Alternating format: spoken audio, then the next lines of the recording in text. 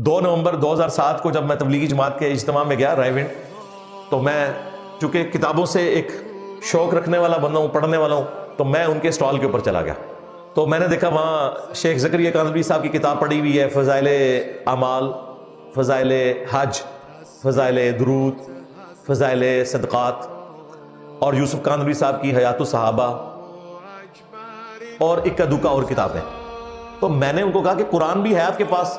انہوں نے کہا جی ہاں ہمارے پاس قرآن ہے. وہ تاج کمپنی کا قرآن بھی رکھا تھا. میں نے کہا بھائی ترجمے والے قرآن کی بات کر رہا ہوں. تو کہتے ہیں حضرات فرماتے ہیں کہ قرآن سے اختلاف پیدا ہوتا ہے. اب اس کی تعویل کریں گے کہ قرآن سے نہیں اختلاف پیدا ہوتا، اس کے ترجمے سے اختلاف پیدا ہوتا ہے، کیونکہ ہر فرقے کا اپنا ترجمہ ہے. لیکن یہ کہنا کہ قرآن کے تراجم سے اختلاف پیدا ہوتا ہے، توبہ توبہ توبہ توبہ. یہ کتاب تو جیوز اور کرسچنز کے اختلافات کو ختم کرنے آئی ہے. اس کتاب نے صحابہ کرام اور رضوان کو گمراہیوں سے نکال کر پوری انسانیت کا امام بنا دیا، اور تم کہہ رہے ہو کہ اختلاف پیدا ہوگا.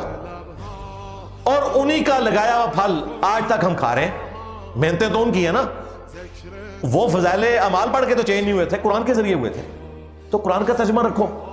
آج بھی آپ چلے جائیں آپ کو قرآن کا ترجمہ نہیں ملے گا، کیونکہ یہ چاہتے ہیں کہ عربی پڑھتے رہیں، اور الٹا آپ کو یہ بھی پڑھائیں گے کہ ڈائریکٹ قرآن پڑھنے سے بندہ گمراہ ہو جاتا ہے. جب فضائل اعمال میں لکھا ہوگا کہ احمد بن حنبل نے خواب میں اللہ تعالیٰ کی زیارت کی اور پوچھا کہ تیرا قرب کیسے حاصل کروں، تو اللہ تعالیٰ نے فرمایا کہ قرآن کے ذریعے. تو احمد بن حنبل نے پوچھا کہ سمجھ کے یا بغیر سمجھ کے؟ اندازہ کرو. احمد بن حنبل جو ہے اس کو تو عربی آتی تھی، اس نے یہ کیوں پوچھنا تھا کہ سمجھ کے کہ بغیر سمجھ کے؟ تو اللہ تعالیٰ نے فرمایا کہ چاہے سمجھ کے چاہے بغیر سمجھ کے.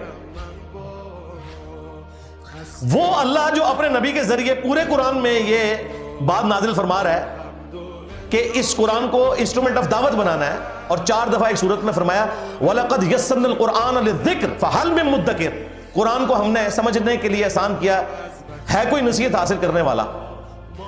وہ خواب میں حضرت احمد بن حنبل کو آ کے کہانی کروا رہے ہیں. نعوذ باللہ. یہ سب جعلی جھوٹی باتیں. فخر سے بتاتے ہیں قرآن دنیا میں سب سے زیادہ پڑھی جانے والی کتاب ہے، لیکن اس کا تاریخ پہلو یہ ہے کہ سب سے زیادہ بغیر سمجھ کے پڑھی جانے والی کتاب ہے.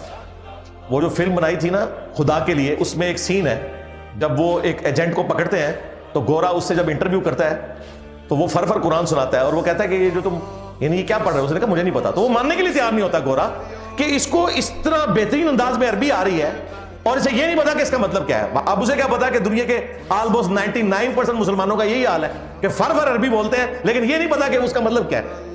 یہ تلخ پہلو ہے.